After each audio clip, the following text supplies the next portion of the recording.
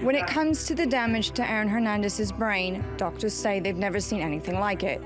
The director of Boston University's CTE Center, Dr. Anne McKee, has confirmed the former NFL star had the worst case of chronic traumatic encephalopathy ever seen in someone his age. Hernandez had stage 3 of the disease, and out of almost 500 autopsies, doctors hadn't previously seen a brain that bad in anyone younger than 46 years old.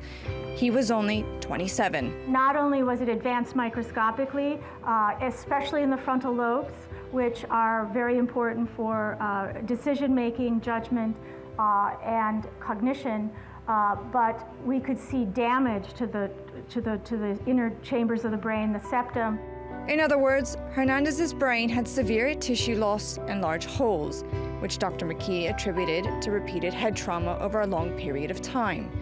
A definitive link can't be proved in explaining Hernandez's behavior, but CTE is known to cause aggressive impulses, emotional volatility, and rage.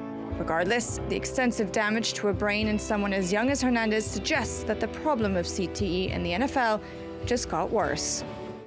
Well, the NFL have a lot of questions to answer, so let's speak to Susan Candiotti, a journalist who's been working on this story from the very beginning about the latest findings. Susan, always great talking to you. Now, what's been the general reaction to Hernandez's severe case of CTE? Has this changed the view of Hernandez?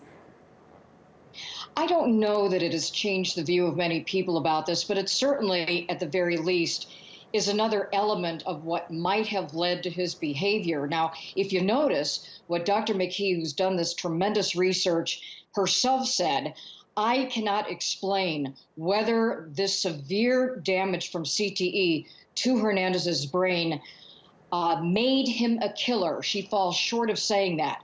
But she does say that in general, and you heard her describe it, some of the effects of CTE can be an uncontrollable rage, aggression, and generally speaking, can lead to suicide.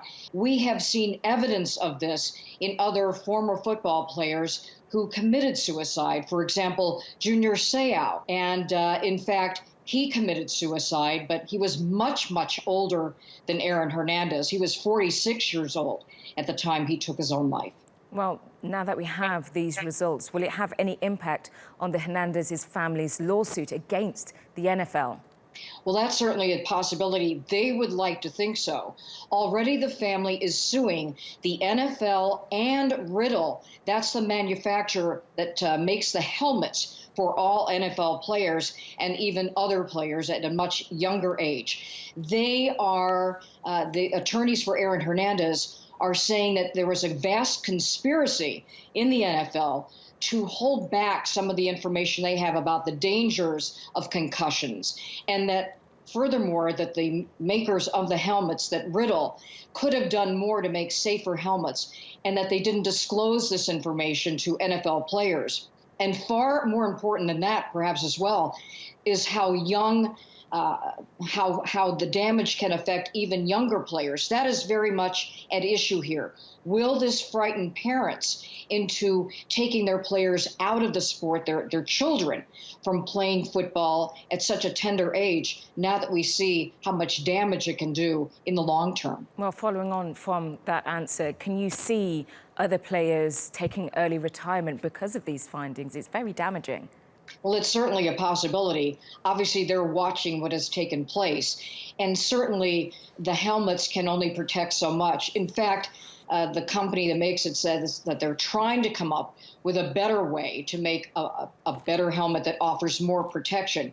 The question is, when will they be able to do that? Will they be able to do that? Certainly, the doctors who have studied this, including specialist Dr. McKee, has said so far, no matter how hard the hit is, how many hits you take, she's not sure that any helmet can protect against the amount of damage that those concussions can do.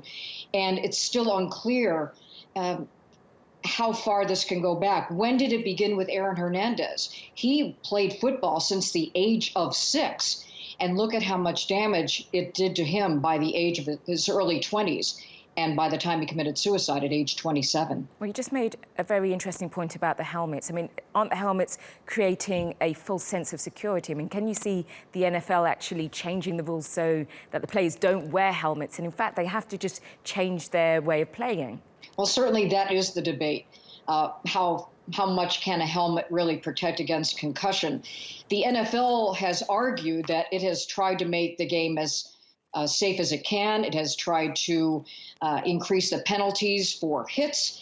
It is saying that it is trying to remove players who they know to have concussions, to remove them from the game, but for how long? Have we seen any players leaving the game as a result of it? Not to any great degree, but certainly we know that in 2015 and 2016. Susan, I'm very sorry to do this. I have to cut you off, but thank you very much for talking to us on Beyond the Game.